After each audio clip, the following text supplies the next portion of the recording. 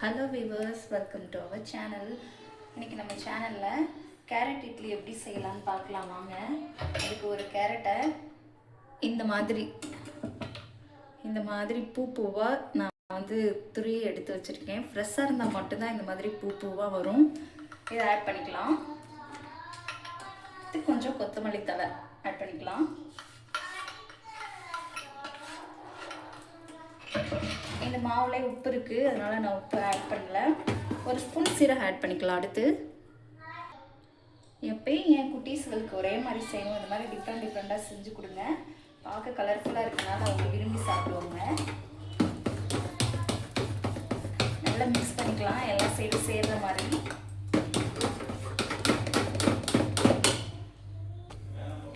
தண்ணி நல்லா காஞ்சிடுச்சு பாருங்கள். ஃப்ளேமை மீடியமாக வச்சுட்டு நம்ம இட்லியை ஊற்றிடலாம். நான் அப்படி டேரெக்டாக வச்சு ஊற்றுறேன், எனக்கு கீழே செஞ்சிடுறதுனால.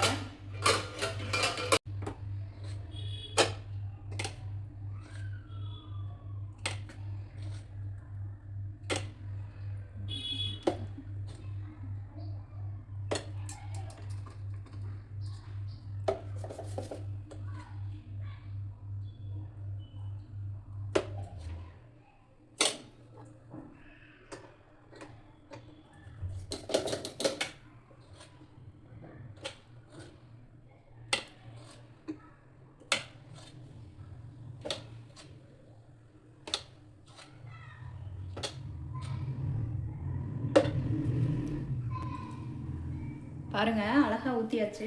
இது ஒரு 10 மினிட்ஸ் வேக விட்டால் போதும். நல்லா சாஃப்டாக வரும். வெந்து வரைக்கும் அதுக்கு மேலே வேக விட்டோம்னா ஒரு மாதிரி கல்லாட்டம் இருக்கும். அதனால் நான் 10 மினிட்ஸ் தான் ஃபாலோ பண்ணுறேன். உங்களுக்கு ஏற்ற மாதிரி நீங்கள் டைமிங் ஃபாலோ பண்ணிக்கோங்க.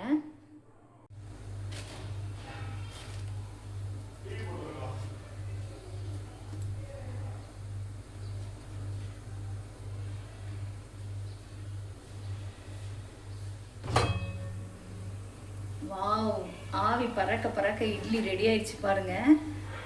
10 மினிட்ஸ் தான் பக்குவமேவும். அதுபோல் மாவு கலக்கிறப்ப நீங்கள் தண்ணியாக கலக்கிறாதீங்க. ஏன்னா கேரட்டில் வாட்டர் கண்டென்ட் இருக்குது, அதனால் கொஞ்சம் தண்ணி விட்டுரும். இந்த பக்குவம் வராது.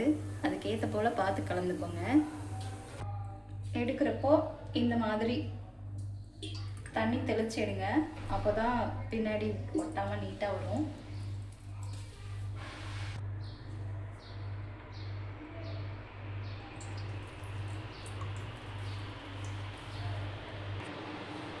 பாருங்கள், இட்லி எடுத்துகிட்டு வந்துட்டேன்.